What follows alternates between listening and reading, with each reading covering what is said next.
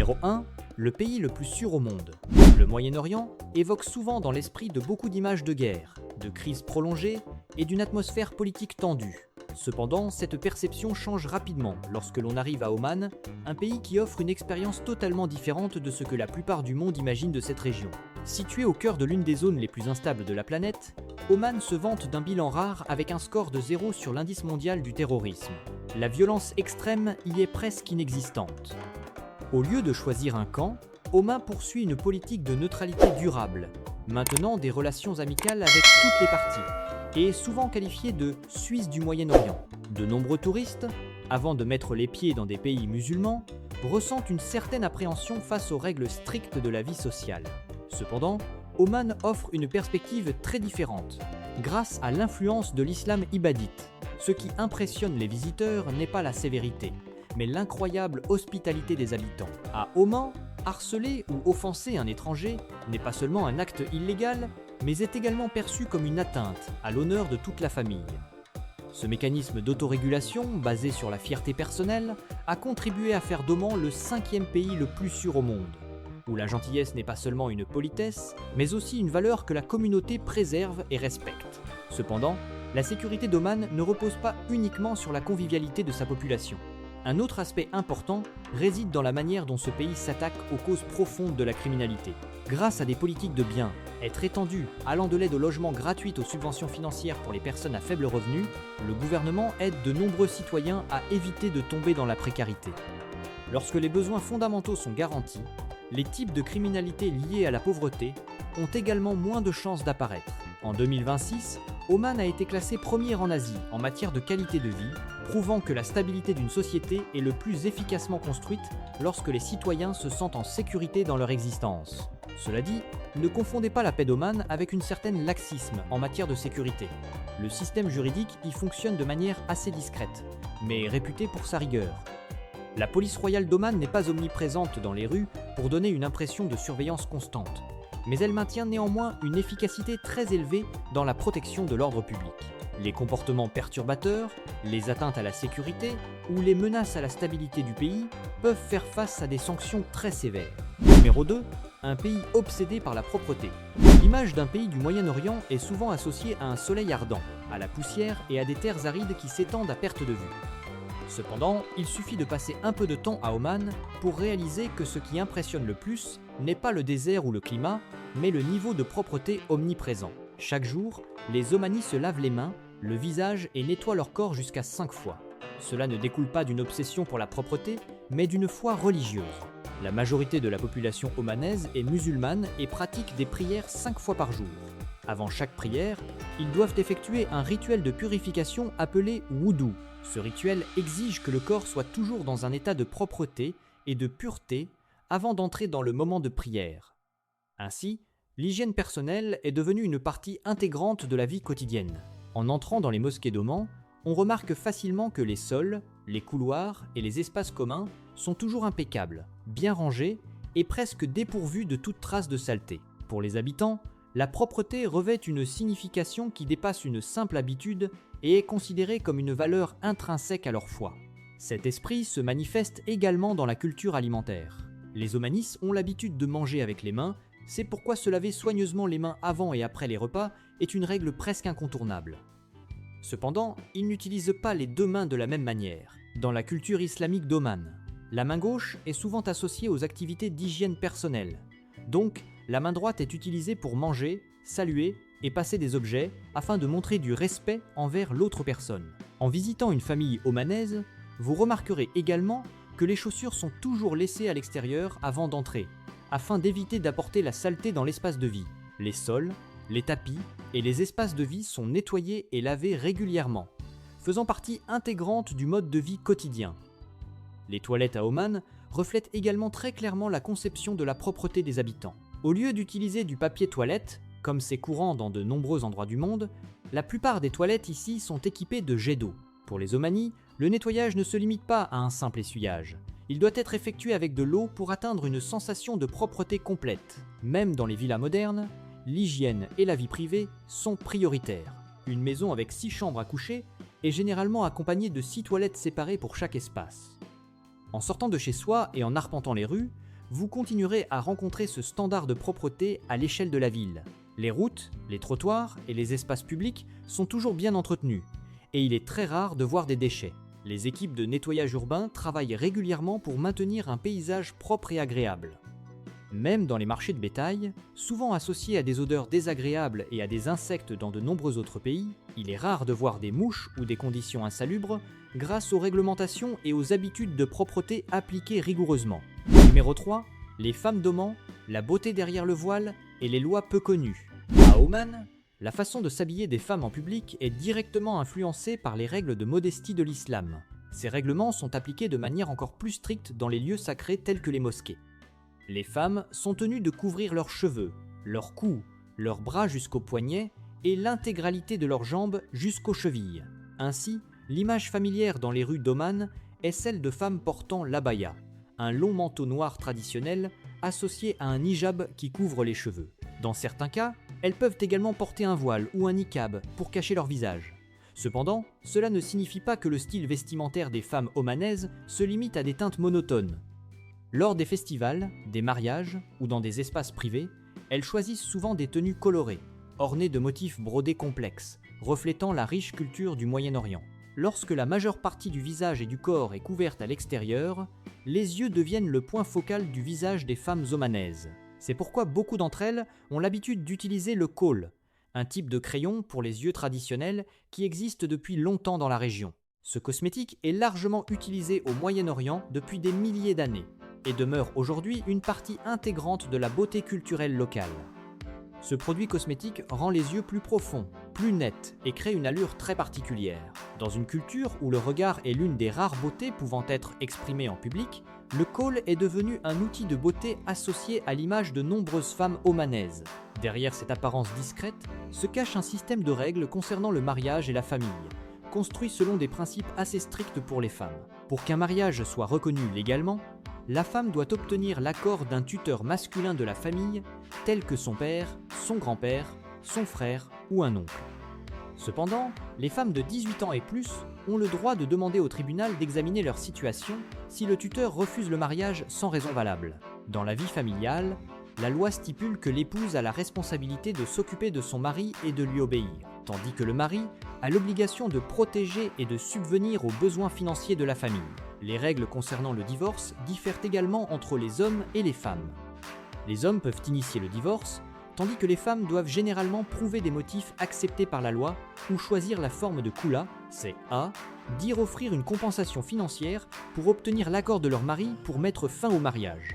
Cette somme est généralement équivalente au montant de la dot que le mari a donné à sa femme lors du mariage, variant entre environ 1000 et 3500 USD.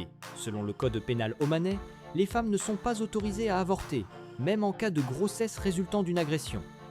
L'acte d'avortement sans autorisation peut entraîner une peine de prison de 6 mois à 3 ans, tandis que le médecin pratiquant l'avortement peut faire face à une peine de 3 à 5 ans de prison. De plus, la violence domestique et le viol conjugal ne sont toujours pas définis comme des infractions pénales distinctes dans la législation omanaise. Numéro 4. Les chasseresses de Kalmars marchent pieds nus au milieu de la mer d'Oman. Lorsqu'on parle des femmes omanaises, beaucoup imaginent souvent des jeunes filles du Moyen-Orient, discrètes et délicates, vêtues de longues robes, se déplaçant lentement et liées à l'espace familial. Cependant, à Maout, dans la province d'Al-Wusta, existe une communauté de femmes qui bouleverse complètement cette perception. Elles ne se contentent pas de coudre, de s'occuper des tâches ménagères ou de prendre soin de leur famille. Elles s'aventurent en mer avec un outil de chasse en métal aiguisé, une véritable lance en fer. Chaque jour, les femmes bédouines de la ville côtière de Maout quittent le rivage, les pieds nus, en portant des boîtes en plastique attachées avec de la corde pour y mettre des fruits de mer et utilisant des lances fabriquées à la main pour chasser les calmars sous l'eau. Ces lances sont souvent fabriquées par elles-mêmes ou aiguisées à la main, selon l'expérience transmise par les générations précédentes, afin d'assurer leur efficacité et leur durabilité dans l'environnement marin difficile.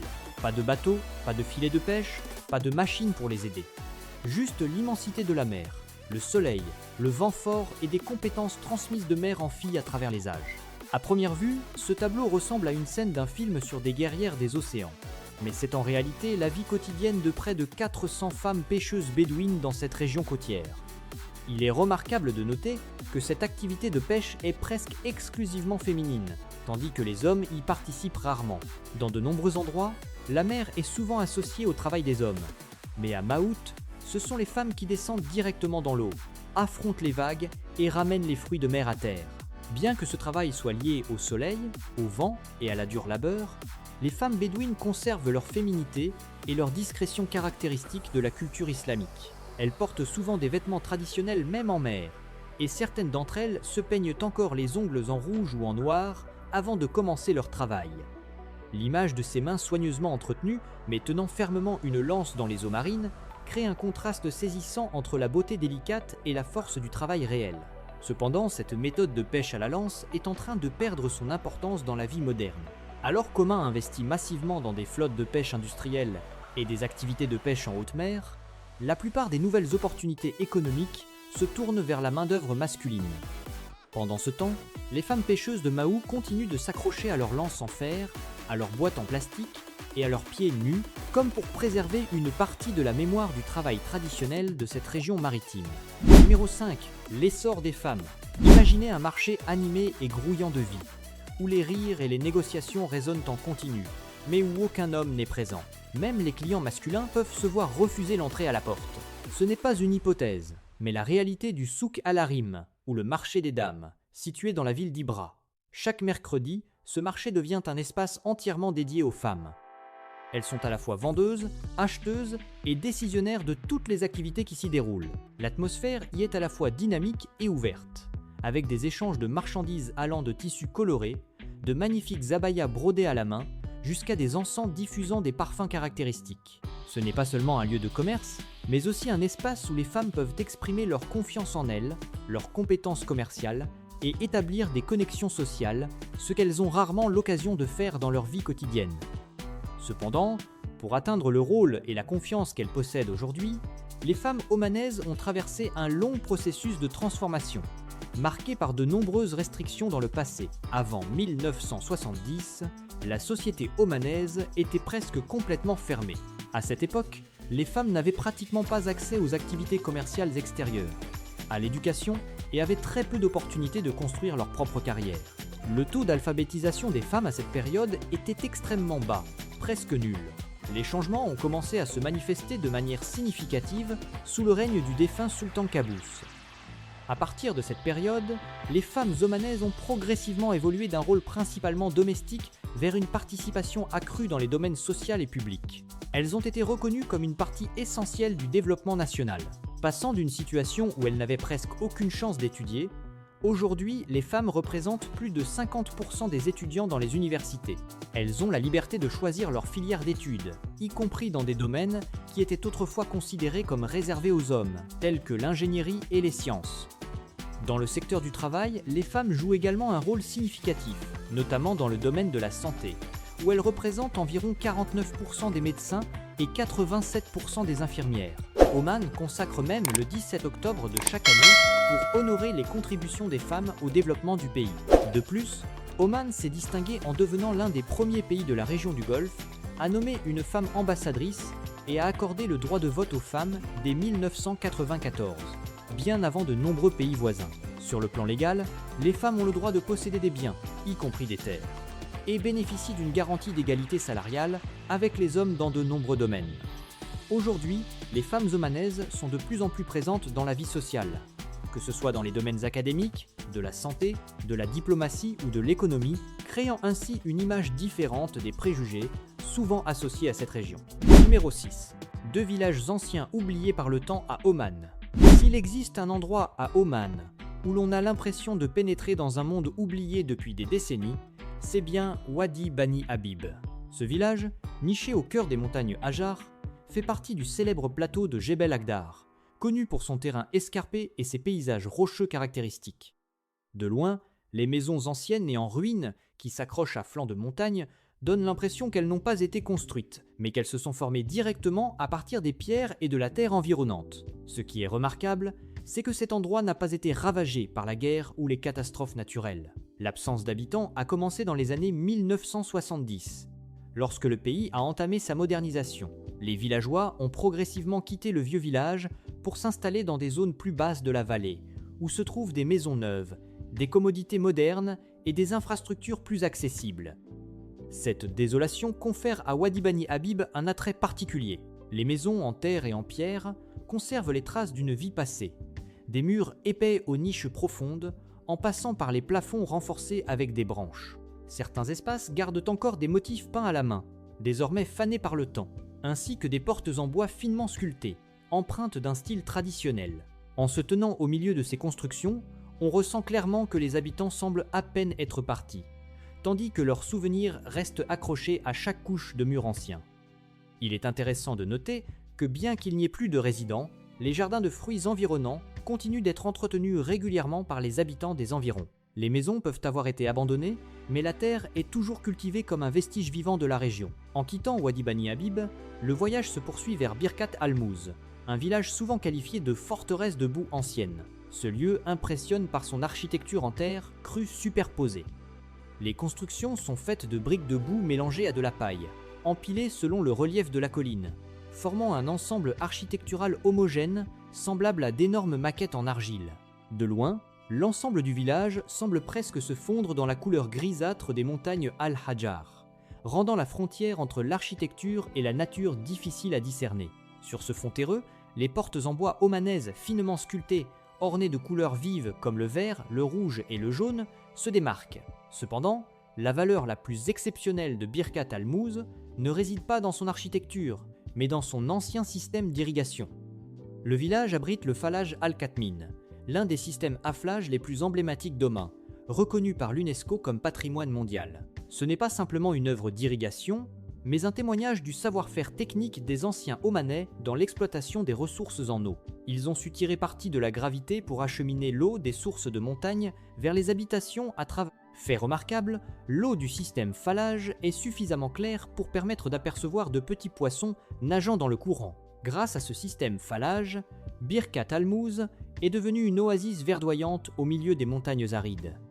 Alors qu'autour ne se trouvent que des chaînes de montagnes sèches de couleur jaune-gris, le village apparaît comme une bande verte avec ses vergers de dattes et de bananes s'étendant à perte de vue. Ce contraste crée un paysage qui incite à s'arrêter plus longtemps que d'habitude pour observer, car il est difficile de croire qu'une région aussi aride puisse maintenir une telle fertilité. Aujourd'hui, juste à côté du site ancien se trouve un quartier résidentiel moderne, abritant environ 8000 habitants, avec des écoles, des magasins et des fermes en activité. D'un côté, les vestiges d'un passé en terre, de l'autre, le rythme de vie moderne, qui se développe chaque jour, créant un contraste frappant au sein d'un même espace. Numéro 7. Les villages isolés et difficiles d'accès d'Oman. À Oman, il existe des villages si isolés qu'il n'y a pas de route menant à eux. Commençons par Al-Sogara, un village situé dans la chaîne de montagnes Jebel Akdar, également connu sous le nom de montagne verte. Ce qui impressionne ici n'est pas seulement la position géographique, mais la manière dont les maisons en pierre semblent s'accrocher aux falaises escarpées, donnant l'impression qu'elles n'ont pas été construites par l'homme, mais qu'elles poussent directement à partir de la roche. Autour, des gorges profondes, des vallées sinueuses comme un labyrinthe naturel et des pentes abruptes s'étendent sur près de 20 km. À une altitude d'environ 2700 mètres, Al-Sogara est l'une des rares régions d'Oman où la neige peut tomber. Cela peut sembler incroyable pour un pays du Moyen-Orient. Mais ici, les habitants se sont adaptés en construisant des maisons en argile et en calcaire pour résister aux hivers rigoureux tout en restant frais durant les étés ardents. Leurs ancêtres ont pleinement utilisé les matériaux disponibles sur la montagne, mélangeant de l'eau avec des gravillons pour créer des murs en terre, creusant directement dans le calcaire pour former des espaces de vie et utilisant même des grottes naturelles comme abri pour le bétail. Ce qui rend Al-Sogara semblable à un monde à part du temps moderne, c'est qu'avant 2005, il n'y avait presque pas d'électricité, pas de téléphone, et la route d'accès la plus proche s'étendait sur environ 15 km. Les marchandises devaient être transportées par des ânes ou tirées manuellement à travers des systèmes de câbles suspendus au-dessus des ravins. Et chaque transport comportait de grands risques, car un vent fort ou un mauvais temps pouvait faire vibrer les câbles de manière violente, rendant le passage des marchandises à travers les falaises extrêmement dangereux, et totalement dépendant des conditions naturelles à ce moment-là. En raison des conditions de transport très difficiles, de nombreuses générations d'enfants ont dû apprendre à lire et à écrire chez eux. Plus tard, pour se rendre à l'école, ils devaient emprunter des escaliers étroits le long de la montagne, traverser un terrain accidenté, puis prendre un bus pendant plus de 10 km pour atteindre leur lieu d'étude. Aujourd'hui, avec l'arrivée de l'électricité et des commodités modernes, la vie à Al Sogara s'améliore progressivement, tout en ouvrant des opportunités pour le tourisme et en établissant davantage de liens avec les villes voisines. Certains habitants commencent même à chercher du travail en dehors du village. Actuellement, le village ne compte plus qu'environ 25 à 50 résidents. C'est grâce à cette petite communauté que les habitants sont réputés pour leur hospitalité exceptionnelle. Lorsqu'ils reçoivent des visiteurs, ils sont prêts à offrir de la nourriture et à accueillir pendant plusieurs jours avant de poser des questions sur le but de la visite. Si Al Sogara est suspendu à flanc de montagne, Kumzar ressemble à une forteresse isolée entourée et cachée par la mer. Ce village est complètement coupé du reste d'Oman par des falaises de calcaire qui plongent directement dans la mer. Il n'y a pas de route menant ici, et le seul moyen d'accès est de se déplacer en bateau rapide, en dos ou en canoë depuis Kassab. Dans cette terre isolée, les habitants parlent une langue spéciale qui n'apparaît presque nulle part ailleurs, le Kumzari. Cette langue est un mélange de plusieurs cultures, y compris le persan, l'arabe, l'anglais, l'akkadien, l'assyrien, le turc et l'hindi. Leur façon de concevoir l'espace de vie est également unique, ne se basant pas sur les directions cardinales, mais sur deux concepts, en haut vers la montagne et en bas vers la mer. Étant donné que la pêche est leur principale source de revenus, leur langue a développé environ 200 termes différents pour désigner les espèces de poissons. Numéro 8. Oman se transforme d'un pays pauvre en un pays prospère. Il y a seulement environ 50 ans, à Oman, des actes qui semblent aujourd'hui très ordinaires, comme porter des lunettes de soleil ou écouter la radio, pouvaient être considérés comme des violations de la loi. Cela peut sembler incroyable, mais c'était la réalité d'Oman avant 1970, lorsque le pays était presque gelé au milieu du XXe siècle. Sous le règne du sultan Saïd bin Taimour, l'ensemble du système de transport d'Oman était presque inexistant. Le vaste pays ne comptait qu'environ 10 km de routes asphaltées. Ce chiffre est même inférieur à la distance d'une course matinale ordinaire si l'on se place dans la perspective d'aujourd'hui. Dans ce contexte, Oman était pratiquement complètement isolé du monde extérieur. Le système éducatif ne comprenait que 3 écoles pour environ 900 élèves masculins, tandis que les femmes n'avaient pas accès à l'éducation. Le taux d'analphabétisme atteignait environ 95%. Le système de santé était également très limité, avec seulement quelques hôpitaux et petits centres de santé, tandis que des maladies comme le paludisme, la tuberculose et la malnutrition étaient encore largement répandues dans la communauté. Non seulement les infrastructures et les services publics étaient difficiles, mais la vie quotidienne était également contrôlée par de nombreuses réglementations strictes. La radio, les lunettes de soleil, le tabac et même le football étaient interdits. Les habitants souhaitant se déplacer entre les régions devaient demander un permis, tandis que la porte de la ville de Mascate était fermée la nuit. Alors que de nombreux pays entraient dans une ère d'industrialisation et d'explosion médiatique, Oman ressemblait alors à une société figée dans le cours de l'histoire. Le tournant s'est réellement produit en 1970 lorsque le sultan Qaboos bin Saïd a pris le pouvoir. Cet événement est considéré comme le début de la renaissance d'Oman. L'une de ses premières décisions fut de renommer le pays de Sultanat de Mascate et d'Oman en Sultanat d'Oman, reflétant l'orientation vers une unité de tout le territoire sous une identité nationale commune.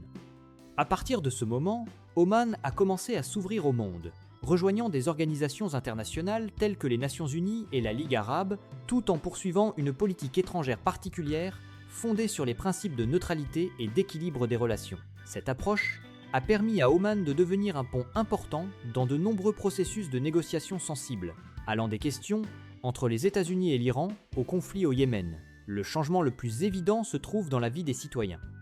D'un système éducatif ne comptant que 3 écoles pour hommes, le pays a élargi son réseau à plus de 1200 établissements scolaires à travers le pays, y compris dans des régions éloignées et des îles. Les hommes et les femmes ont désormais le droit d'accéder à l'éducation.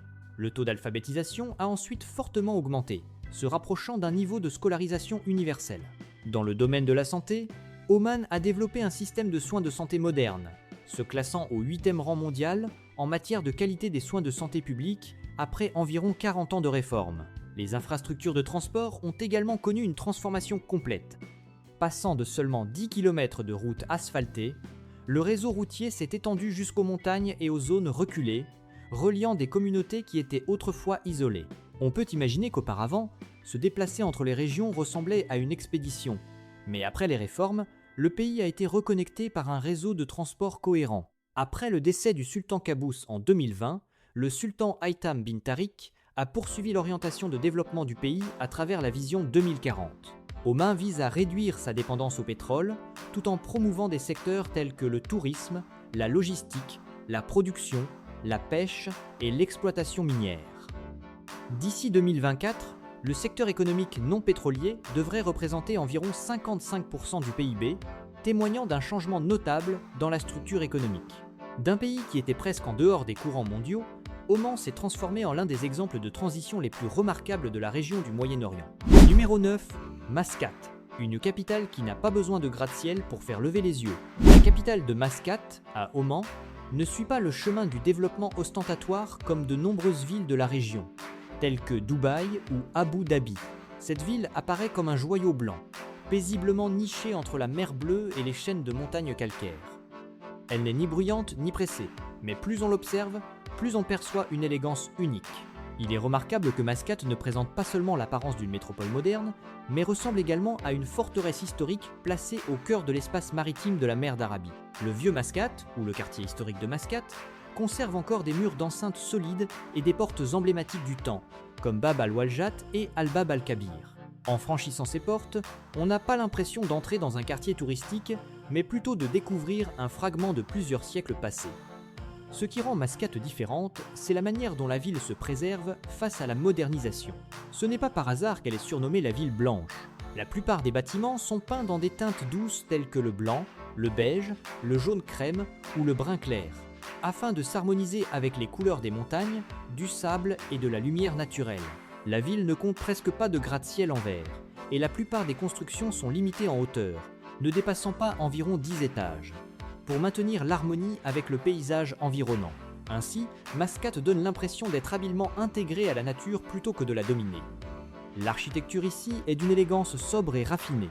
Les courbes douces des fenêtres, les détails décoratifs justes et la palette de couleurs délicates créent un ensemble harmonieux et luxueux de manière discrète. Mascate ne fait pas forte impression par son ostentation, mais par un sentiment d'équilibre, de propreté et d'un goût esthétique évident. Une beauté qui n'a pas besoin de beaucoup de mots pour convaincre. Parmi les bâtiments remarquables, la grande mosquée Sultan Qaboos est un symbole architectural particulier.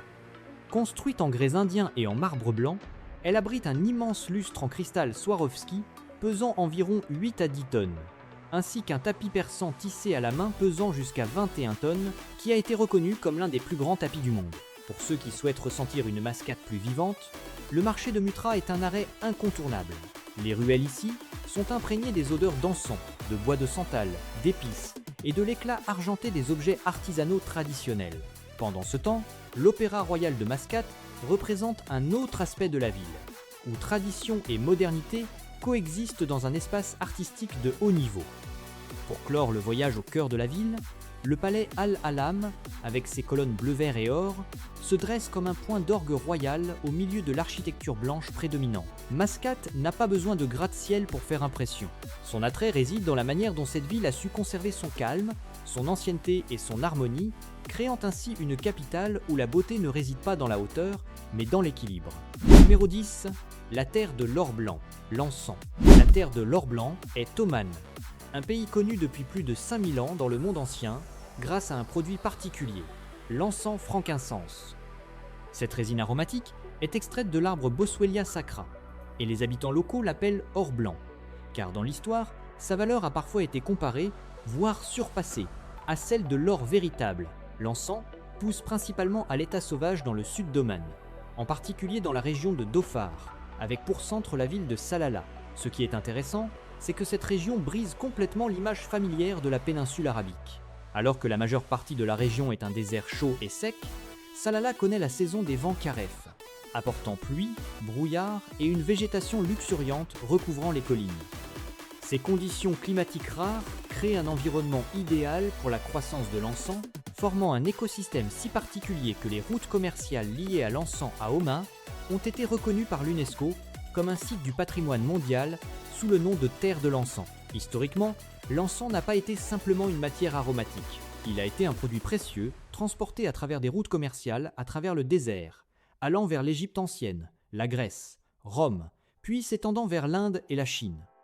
Pour de nombreuses civilisations anciennes, l'encens avait une signification qui dépassait la valeur matérielle, devenant un symbole de pouvoir, de richesse et de vie spirituelle. On croyait que la fumée de l'encens pouvait connecter les gens au monde divin, purifier les espaces sacrés et chasser les énergies négatives. Il est également mentionné comme l'un des 3 cadeaux précieux dans la Bible. Le processus de création de l'or blanc est hautement artisanal et dépend beaucoup de l'expérience des récolteurs.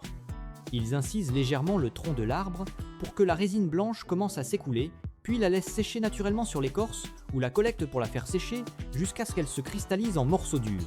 L'encens est classé selon sa couleur et sa pureté, allant du blanc transparent au jaune pâle ou foncé, parmi lesquels le ojari de couleur blanche est le plus apprécié pour sa qualité et sa valeur.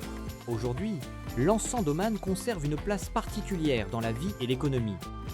Il est devenu l'un des ingrédients essentiels d'Amouage, une marque de parfum de luxe mondialement reconnue, créée pour honorer et préserver l'héritage traditionnel des matières aromatiques d'Oman. De plus, les habitants continuent d'utiliser l'encens dans des remèdes traditionnels, allant du soutien respiratoire à la relaxation mentale, jusqu'à la mastication directe de certaines variétés pures pour rafraîchir la laine. Numéro 11. Oman était autrefois un puissant empire maritime. Du XVIIe siècle jusqu'au milieu du XIXe siècle, Oman a occupé la position d'une véritable superpuissance maritime. Alors que de nombreuses autres communautés arabes restaient dispersées sous forme de petites tribus, les Omanis ont réussi à surmonter l'influence des colonisateurs portugais et à établir un vaste réseau commercial s'étendant du détroit d'Ormuz jusqu'à Mozambique en Afrique de l'Est. En 1840, le sultan Saïd a même pris une décision décisive en déplaçant la capitale de Mascate à l'île de Zanzibar, qui fait aujourd'hui partie de la Tanzanie, afin d'optimiser le contrôle des routes commerciales d'ivoire, d'épices et de marchandises entre les continents. Durant cette période de prospérité éclatante, les Omanis étaient connus comme les maîtres du navire de la région. Le produit le plus emblématique était les douks, des bateaux à voile en bois avec des voiles triangulaires caractéristiques qui n'utilisaient pas de clous métalliques dans leur construction. Cette technique de construction navale sans clous n'était pas seulement un choix technique, mais aussi une tradition transmise à travers de nombreuses générations de charpentiers de marine omanais, devenant presque un savoir-faire artisanal patrimonial. Au lieu de cela, la coque des navires était généralement fabriquée à partir de teck importés d'Inde, perforée et assemblée par une méthode de couture artisanale utilisant des cordes en fibre de coco. Cette méthode de fabrication conférait à la coque une grande flexibilité, lui permettant de résister aux chocs des grandes vagues ou des récifs coralliens de l'océan Indien sans se briser, contrairement aux navires utilisant des clous rigides. Non seulement les Omanis ont développé une technique de construction navale, mais ils ont également établi une science maritime très tôt. Ils maîtrisaient les lois de la mousson pour déterminer le moment opportun pour prendre la mer, élargissant ainsi leur route maritime vers l'Afrique de l'Est, l'Inde et même l'Asie du Sud-Est. Les marins utilisaient également des techniques de navigation basées sur l'observation des astres, combinées avec des boussoles et des instruments de mesure de hauteur comme le camal pour déterminer leur position en mer. Aujourd'hui, Oman s'efforce de redéfinir son rôle maritime à travers des stratégies de développement dans le cadre de la vision 2040. L'un des projets emblématiques est la zone économique de Dukm, un port stratégique situé sur la côte de la mer d'Arabie, qui est censé devenir une nouvelle porte commerciale importante reliant les routes commerciales internationales sans dépendre entièrement du détroit d'Ormuz souvent instable. Numéro 12. Quelques conseils particuliers lors de votre visite à Oman. Peut-on le croire ? Dans un pays où l'argent liquide joue un rôle si important qu'il est classé parmi les plus élevés au monde, il est presque impossible de trouver du Coca-Cola dans les épiceries ordinaires. Étrangement, à Oman, Mountain Dew domine le marché. Dans de nombreux endroits, cette boisson gazeuse est si populaire qu'elle est considérée comme la boisson nationale, tandis que Coca-Cola devient étonnamment rare. Si vous envisagez de trouver un peu d'alcool pour vous détendre le soir, ce n'est pas non plus simple. L'achat de bière ou de vin dans les magasins est presque inexistant dans la vie quotidienne. Seuls quelques hôtels de luxe en servent, ou vous devez vous dépêcher d'acheter au maximum environ 1 litre dans les boutiques hors taxe à l'aéroport dès votre arrivée. En entrant dans de grands lieux de culte comme la grande mosquée Sultan Qaboos, les visiteurs doivent respecter des règles vestimentaires très strictes. Les femmes doivent se couvrir de la tête aux pieds.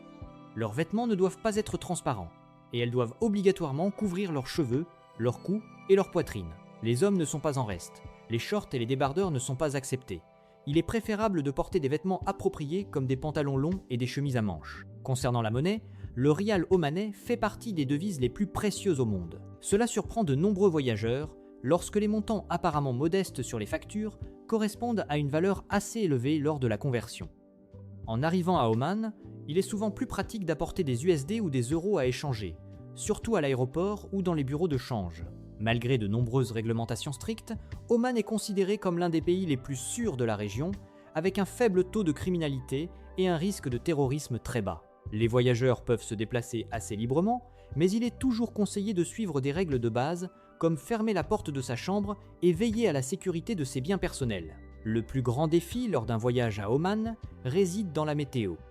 Si vous n'êtes pas habitué aux températures supérieures à 40 degrés Celsius, la période de avril à octobre n'est pas idéale pour une visite. Les mois les plus agréables se situent généralement entre octobre et mars. Lors de l'exploration de zones comme le désert de Waiba Sanz ou la région montagneuse de Jebel Akdar, un véhicule tout-terrain à 4 roues motrices est presque indispensable en raison du terrain difficile et complexe. Dans la capitale, Mascate, les taxis n'utilisent généralement pas de compteur. Il est donc nécessaire de négocier le prix avant de partir. Oman n'ayant pas encore développé de système ferroviaire, les moyens de transport les plus courants restent la voiture personnelle, le taxi ou les excursions locales. Numéro 13. Les sites touristiques célèbres. Le premier point à mentionner est le Waiba Sanz, surnommé le désert qui change de couleur. Ce qui est étrange, c'est que la teinte du sable ici ne reste jamais dans un état fixe. Au petit matin, tout l'espace s'étend dans une douce teinte jaune clair, puis au coucher du soleil, il se transforme en un ton ambre éclatant, tandis qu'à la lumière de la lune, la surface du sable reflète la lumière, créant une teinte argentée comme si l'on se tenait sur une autre planète. Ici, vous rencontrerez les rois du désert, les chameaux à une bosse avec leurs longs cils caractéristiques, capables de se déplacer tranquillement sous une chaleur atteignant 50 degrés Celsius. Si vous aimez la vitesse, l'expérience du dune bashing est un incontournable, lorsque les véhicules tout-terrain s'élancent à travers des dunes abruptes pleines de défis. Mais le moment le plus spécial arrive la nuit, lorsque vous êtes assis dans des tentes de luxe au milieu du désert, sirotant du thé avec les nomades bédouins et écoutant le vent glisser sur le sable, si silencieux que vous pouvez ressentir chaque respiration de l'espace environnant. Lorsque la chaleur du désert devient trop intense, la chaîne de montagnes Al-Hajar est la prochaine étape. C'est une terre pour les amateurs de trekking et les passionnés d'histoire. Le centre de cette région est Nizwa, l'ancienne capitale d'Oman. Cette ville se distingue par la forteresse de Nizwa, datant du XVIIe siècle, et son emblématique tour ronde. D'en haut, vous pouvez observer la mosquée, les chaînes de montagnes lointaines et les oasis éparpillées au milieu de la terre aride. Non loin se trouve le parc Falaj Daris, qui possède un ancien système d'irrigation reconnu par l'UNESCO. Cette œuvre fonctionne comme un réseau hydraulique qui a nourri la région montagneuse aride pendant des milliers d'années. Mais le plus grand twist d'Oman se trouve à Dhofar, au sud du pays. Alors que de nombreuses autres régions subissent des températures supérieures à 40 degrés, Salalah, dans le Dhofar, maintient un climat frais en dessous de 29 degrés grâce à la saison des vents Kharef. Toute la région se transforme en un espace verdoyant, avec des cocotiers, des bananiers, des papayers et des avocatiers, créant une ambiance semblable à une version du Moyen-Orient de Bali ou de la Thaïlande. La production de noix de coco ici peut atteindre environ 7000 tonnes par an. De plus, Dhofar possède la grotte de Kaf al-Marnif, des dolines naturelles et les collines de sable blanc des Sugar Hills, où le sable reflète la lumière du soleil scintillante comme de la neige. Si vous deviez choisir un endroit pour échapper au rythme de vie bruyant, pencheriez-vous pour le calme des Waiba Sanz, l'antiquité de la région montagneuse de Nizwa ou l'espace verdoyant de Salalah. Numéro 14. Festival exceptionnel. Imaginez, sur les pentes arides des montagnes de calcaire gris du Jebel Akdar ou montagnes vertes, des tapis de roses de Damas s'épanouissent soudainement chaque mois de mars. Ce spectacle marque le début du festival de la récolte des roses, l'un des moments les plus poétiques d'Oman. Dès l'aube, alors que la rosée est encore accrochée à chaque pétale, les habitants commencent à récolter entièrement à la main. Les fleurs sont ensuite distillées selon des méthodes traditionnelles pour produire de l'eau de rose. Ce festival n'est ni bruyant ni ostentatoire, mais se déroule lentement, de manière artisanale et raffinée. Chaque goutte d'eau de rose semble avoir absorbé l'essence des montagnes, la fraîcheur du matin et la patience de nombreuses générations d'Omanis. Alors que de nombreuses régions du Moyen-Orient font face à des températures dépassant les 40 degrés Celsius, le sud d'Oman entre dans un phénomène naturel particulier appelé Karef, ou la mousson. De juillet à septembre, la ville de Salalah se transforme en un espace totalement différent, couvert de bruines, de brouillard et d'un climat frais rare dans la région. C'est également le moment où le festival du tourisme de Salalah bat son plein. Le paysage, habituellement aride et ensoleillé, est remplacé par de luxuriants tapis de verdure, évoquant davantage l'Écosse ou la Suisse que la péninsule arabique. Les habitants et les visiteurs se mêlent aux activités culturelles folkloriques, aux marchés nocturnes embaumés d'encens, et à l'atmosphère douce que toute la région du Golfe désire. Tout cela donne l'impression que la nature a réservé à Oman un immense climatiseur fonctionnant selon les saisons. Et si vous souhaitez découvrir un Oman éclatant et empreint d'esprit national, la fête nationale du 18 novembre est le moment idéal. Le pays est recouvert des 3 couleurs du drapeau, rouge, blanc et vert, créant un espace riche en symboles nationaux. En plus des défilés militaires solennels, le point culminant est constitué par les courses de chameaux à l'échelle nationale, où les guerriers du désert s'affrontent en vitesse sous les encouragements de milliers de spectateurs. Lorsque la nuit tombe, le ciel de Mascate s'illumine avec des spectacles de drones et des éclairages modernes, retraçant le parcours d'Oman depuis son passé traditionnel jusqu'à un avenir en pleine transformation. Numéro 15. Une cuisine unique aux saveurs traditionnelles. Le premier plat célèbre à mentionner est le choua, un plat associé à des occasions importantes telles que l'Eid al-Fitr, la fête marquant la fin du mois de jeûne du Ramadan, et l'Eid al-Adha, la fête du sacrifice pour les musulmans. Ce qui est particulier avec le choua, c'est qu'il ne s'agit pas d'un plat que l'on peut préparer à la va-vite au quotidien. De nombreuses familles omanaises commencent à se préparer dès le premier jour des festivités. Mais il faut attendre le lendemain, voire plus longtemps, pour pouvoir en déguster. C'est un plat qui demande de la patience, car la viande n'est pas rôtie directement sur le feu, mais placée dans un four en terre cuite enfouie sous terre, où la chaleur douce joue le rôle d'un four de conservation naturelle. Les ingrédients du choua sont généralement de l'agneau, de la chèvre ou du chameau. Avant la cuisson, la viande est marinée avec de nombreuses épices différentes, et chaque famille possède sa propre recette, presque comme un secret traditionnel transmis à travers les générations. Le mélange d'épices contient souvent de la coriandre, de la muscade et du fenouil, créant un arôme distinctif très difficile à confondre. Après avoir mariné suffisamment longtemps, la viande est enveloppée dans des feuilles de bananier, puis placée dans le four en terre cuite et cuite lentement pendant 1 à 2 jours. Le résultat est une viande si tendre qu'elle s'imprègne profondément des épices, au point que rien qu'en l'ouvrant, on peut déjà sentir l'odeur délicieuse se répandre, stimulant instantanément les papilles. En se déplaçant vers la région de Dhofar au sud, on peut facilement rencontrer le madbi, où des morceaux de viande de chameau sont grillés directement sur des pierres brûlantes.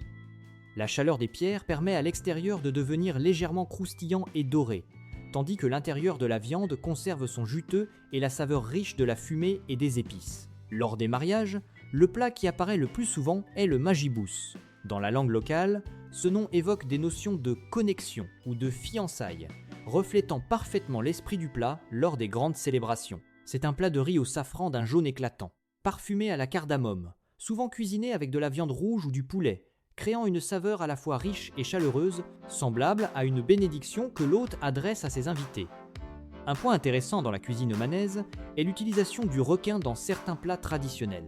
Avec sa longue côte, le requin a été une source alimentaire familière pour les habitants des côtes. La viande de requin est généralement coupée en morceaux, marinée avec du piment et de l'ail, puis poêlée jusqu'à ce qu'elle soit dorée et parfumée.